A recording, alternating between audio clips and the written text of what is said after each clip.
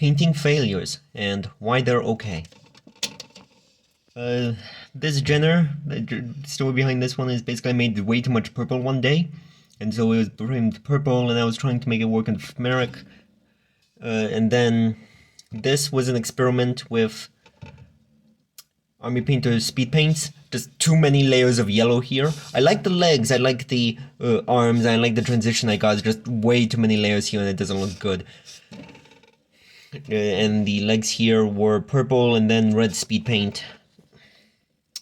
There are probably ways I could make these look better, but at this point, I think everyone is better off just stripping it down and starting anew. And honestly, that is okay. Art is a process. It's a learning. Yeah, it's a learning process. You will stumble. You might not. Some things might not come out good. That is okay. You learned something, and you had fun doing so. Strip it down and paint it again. Not everything has to be a masterpiece, and you might even want to keep some of your band models around just to show how far you've come. Not these ones though. These ones don't have that much of an interesting story behind them. So, this is what the genre ended up being. A very sharp contrast to what I initially intended. The story behind this genre, which, as the cutscene previously implied, one of my friends, basically, I was writing him into his campaign. He wanted to create a custom to start with. So after messing around with tonnage values and whatnot, he decided that the best movement profile possible is the 711.5 at 40 tons, and so he basically ended up just creating a genre. So I gave him the genre. He ended up taking the Gen 7F and removing the 4 medium lasers and putting in 8 small lasers, and then taking the pilot skill that Rangemaster long. So now his entire build is trying to place himself exactly 3 hexes away from you, and it's... Rangemaster is objectively a pretty broken skill, but the way he's using is almost fine, so I'm letting him keep it. Yeah, I asked him what colors he wanted. He wanted blue, black and blue with a gold and bronze trim.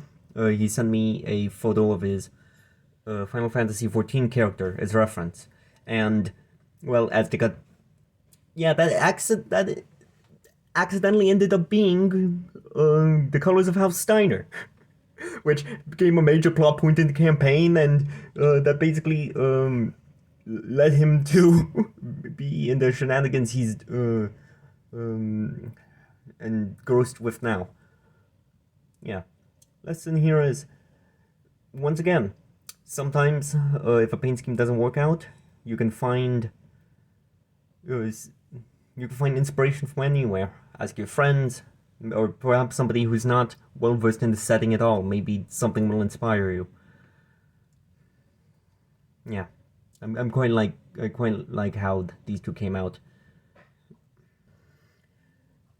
After a bunch of experimenting with the the speed paints, and trying to get it work multiple times, I ended up getting it working on some of my other models. Like I'll flash over the Phoenix Hawk here, or something else.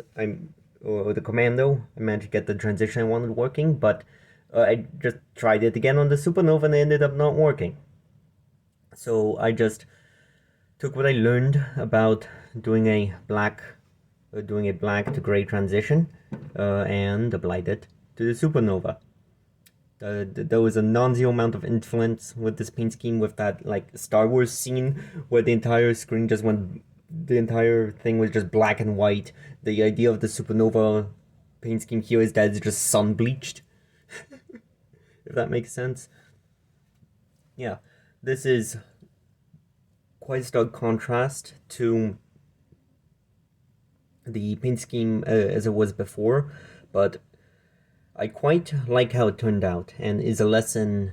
And the lesson here is that even if the initial scheme doesn't initial plan for the paint scheme doesn't work out, you can always just take what you've learned, apply it elsewhere, and then just return to whatever when you feel ready for it. Yeah, pretty cool.